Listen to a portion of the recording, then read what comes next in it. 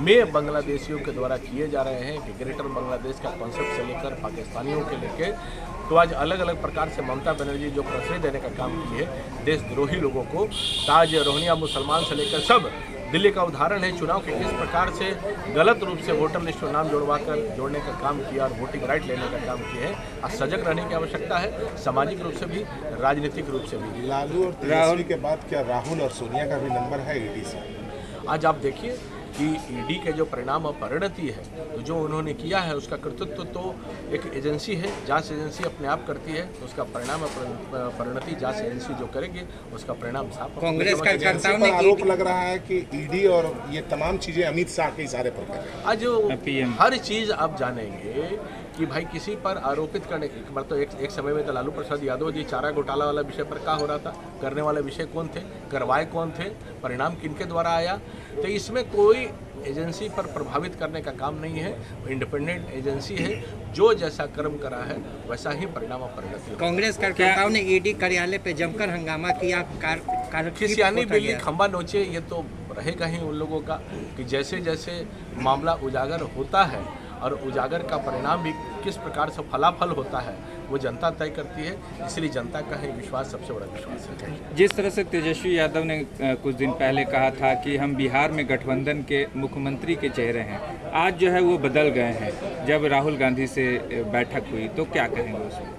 आज वही हमने कहा कि समय समय पर ये ठगबंधन चलता है, गठबंधन कभी रहा ही नहीं है। समय समय पर राजनीतिक ठगबंधन करते हैं, जनता समझती है कि किनका विश्वास है और किनका विकास है। तो एनडीए के सरकार में विकास तभी है क्योंकि जनता का विश्वास है। कल महागठबंधन की बैठक होने वाली है, वही हमने कहा कि महागठबंधन की जितनी बैठक करना है कर ले। जब मैंने कह दिया कि भाई ईटिंग मीटिंग सिटिंग, तो तय करने वाला वो लोग तय करते रहे, ईटिंग और मीटिंग तय तो जनता सिटिंग का करेंगे। मैम छोटा सा एक आप बता दें। ये तो महिला कॉलेज है, सबको पता है, और महिला कॉलेज में जिस प्रकार से जो समस्याएं रहती, नारी शक्ति वंदन जो हम लोगों को आरक्षण मिला, तो उसमें आरक्षण की बात तो नहीं करते हैं, लेकिन नारी शक्ति में जो जो सुविधाएं और जो सुविधाएं मिलनी चाहिए इस कॉलेज को, उसके लिए मुझे लगा कि जो प्रदेश के हमारे अध्यक्ष हैं, विधान पार्षद नेता हैं,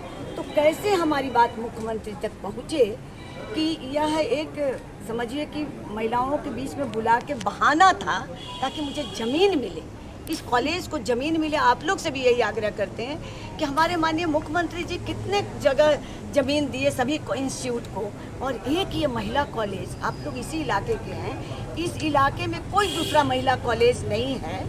जेडी विमेंस कॉलेज तो शहर का कॉलेज हो गया, जो ग्रामीण क्षेत्र और शहरी क्षेत्र दोनों का मिक्स क्षेत्र है। ये रेलवे भवन में चल रहा है, उनकी कृपा पर चल रहा है।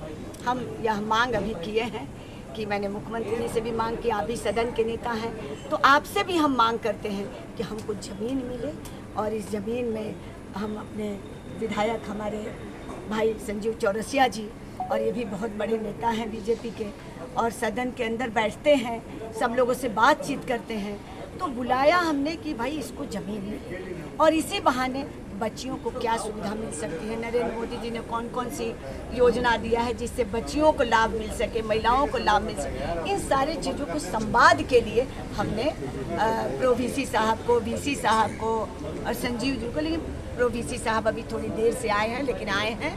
हमारे पूर्व विधायक हमारे आशा जी अभी उपस्थित हुए, यहाँ के चेयरमैन सुजीत जी आए, सबको मैंने इसलिए बुलाया कि भाई देखो और मदद कैसे इस कॉलेज का भवन बने, और कैसे यहाँ पीजी की पढ़ाई शुरू हो, बीसीए की पढ़ाई शुरू हो, बीबीए की पढ़ाई जो पहले होती थी जो बंद हो गई, वो अब चालू हो, ताकि बच्चियाँ यहाँ एमए का भी एजुकेशन प्राप्त करें। इसी सब के लिए हमने यह आयोजन रखा, एक नारी संवाद योजना रखा, जिसके तहत सारी बातें थी जो हमने उजागर किया।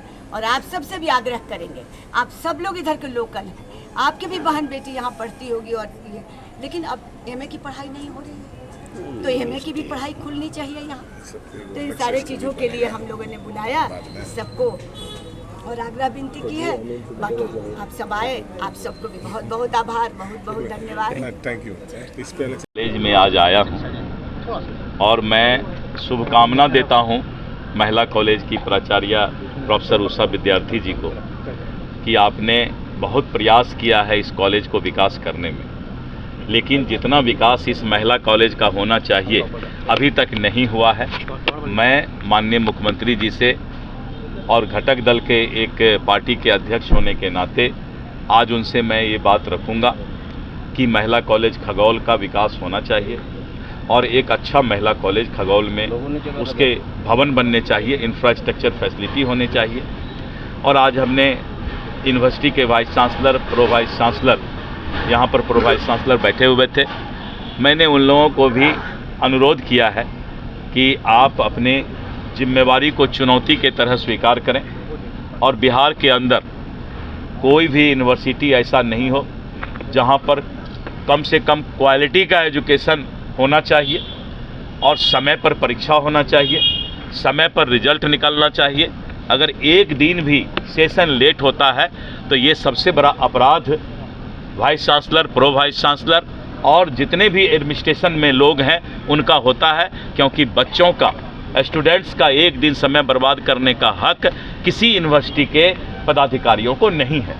इस बात को पूरे बिहार के अंदर सुधार सरकार ला रही है और जो भी vice chancellor, pro vice chancellor अगर सेशन लेट करते हैं, छात्रों का एकेडमिक शैक्षणिक सेशन लेट होता है तो इसके लिए वो जिम्मेवार कहलाएंगे और इस हेतु मैंने आज अनुरोध किया। क्या कहेंगे कांग्रेस के साथ बैठक के बाद तेजस्वी अब बैकफुट पे चले गए हैं, मुख्यमंत्री पद पे दावेदारी जो कर रहे हैं? देखिए, आज तक तेजस्वी जी और जो हमारे राष्ट्रीय जनता दल उनको लग रहा था कि कांग्रेस झोलटंगा पार्टी है, झोला टांगने वाला पार्टी है। मैं तो कहता हूं कि कांग्रेस को अगर थोड़ा भी अगर अपना सम्मान बचा हुआ है तो वो झोलटंगा पार्टी से अलग हटे।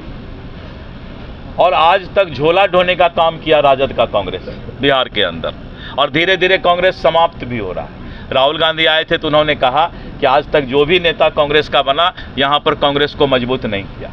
धीरे धीरे कांग्रेस की छवि हो गई थी कि वो राजद का झोला ढोए, और अभी भी झोलटंगा पार्टी है कांग्रेस बिहार में। तो झोलटंगा से ऊपर उठे, झोलटंगा मतलब टांगने वाला, झोला टांगने वाला, वही पार्टी है। और इस तरह करके कांग्रेस के वजूद को राजद ने समाप्त करने का प्रयास किया है। कांग्रेस अगर थोड़ा भी जगता है तो बहुत अच्छी बात है।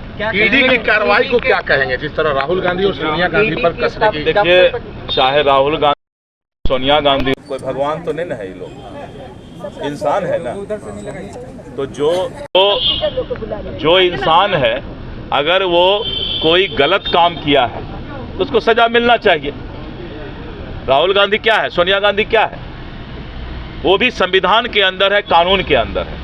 तो अगर उसने गलती किया है तो सजा मिलेगा, इसमें कौन सी बड़ी बात है। कांग्रेस के प्रभारी ने एक आरोप लगाया है कि ईडी और जितनी भी एजेंसियां हैं वो बीजेपी और अमित शाह के इशारे पे काम कर रही हैं। यही, इसके बदले आरोप लगाने से अच्छा है कि कोर्ट में जाकर के अपना पक्ष रखें। आरोप लगाने से अच्छा है कि कोर्ट में जाकर के कानून के सामने जो है न्यायालय में अपना पक्ष रखें तो अच्छा होगा। न्यायालय में पक्ष नहीं रखकर वो चाहते हैं कि अपने कार्यकर्ता का दुरुपयोग करके और विरोध करके हम अपने पाप से बच जाएंगे, तो ये उनकी गलतफहमी है, क्योंकि माननीय न्यायालय इन सब बातों के प्रभाव में नहीं आता। क्या कहेंगे बांग्लादेश में? एक मिनट, आइए।